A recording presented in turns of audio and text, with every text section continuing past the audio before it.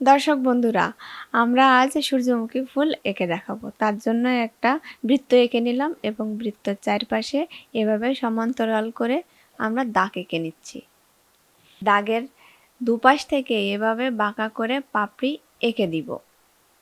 তোমরাও এভাবে পাপড়িগুলো এঁকে নিবে।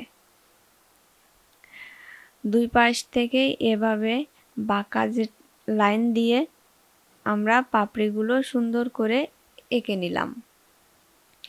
দুই পাপড়ির মাঝখানে এভাবে যে ফাঁকা জায়গাটা আছে সেখানে এভাবে দাগ টেনে দিব। এবার সেই দাগের দুই পাশ দিয়ে আবারও এভাবে বাঁকা করে পাপড়িগুলো এঁকে নিব। তোমরাও এভাবে পাপড়িগুলো এঁকে নিবে। এগুলো পিছনের দিকের পাপড়ি। ভিতরে এভাবে ছোট ছোট সার্কেল দিয়ে দিব। এগুলো সূর্যমুখী ফুলের বীজ। এবার আমরা যে ডাঁটাটা এঁকে নিব, ফুলটা যে ডাঁটার উপর ভর করে থাকে সেটা। এবার আমরা পাতাগুলো এঁকে দিব। পাতার ভিতরে ছোট ছোট শিরা দিয়ে দিব। আমরা আরেকটা পাতা এঁকে নিব এবং ভিতরেও এভাবে ছোট ছোট শিরা দিয়ে দিব। আমাদের এবার সূর্যমুখী ফুলটা আঁকা হয়ে গেল। আরও সুন্দর করার জন্য আমরা এবার রং করে দিব। সূর্যমুখী ফুল হলুদ রং, তাই আমরা প্রত্যেক পাপড়িতে হলুদ রং করে দিব। এভাবে আস্তে আস্তে করে আমরা হলুদ রং করব যেন পাপড়ির বাইরে না যায়। তোমরা আস্তে আস্তে করবে। আমরা ভিডিও ছোটোর জন্য আমরা এটা দ্রুত দেখাচ্ছি। তোমরা আস্তে আস্তে এগুলো করো। এবার আমরা পিছনের যে ছোট ছোট পাপড়িগুলো সেগুলোতেও রং করে দিব।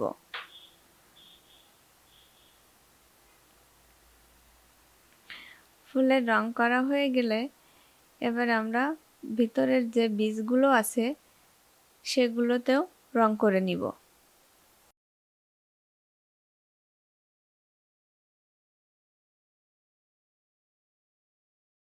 বীজগুলো দেখার জন্য একটু বেশি কালো করে দিচ্ছি এবং চারপাশে এভাবে ব্রাউন রং দিয়ে দিচ্ছি এবং মাঝখানে একটু হলুদ রঙও মিশিয়ে দিলাম।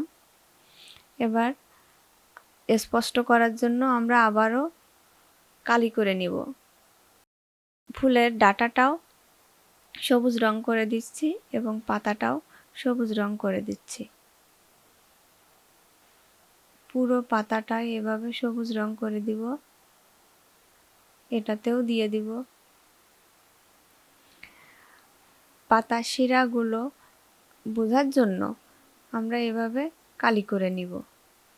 খুব সহজে হয়ে গেল আমাদের সূর্যমুখী ফুল আঁকা। তোমরাও চেষ্টা করো।